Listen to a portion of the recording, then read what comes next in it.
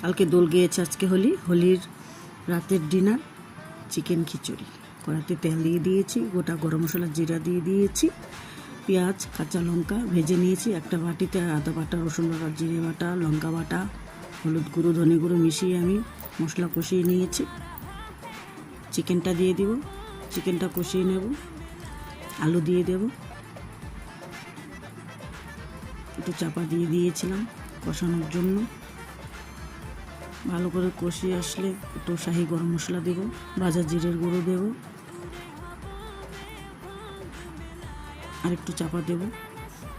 ভালো কষানো হয়ে গিয়েছে। চাল এবং ডাল একসাথে ধুয়ে রেখেছি, চাল ডাল দিয়ে কষিয়ে নেব। কষানো হয়ে গিয়েছে, আমি জল দিয়ে দিয়েছি। এবার আমি প্রেসারে দিয়ে দেব, 2-3টা সিটি হলে আমার খিচুড়ি হয়ে গেছে।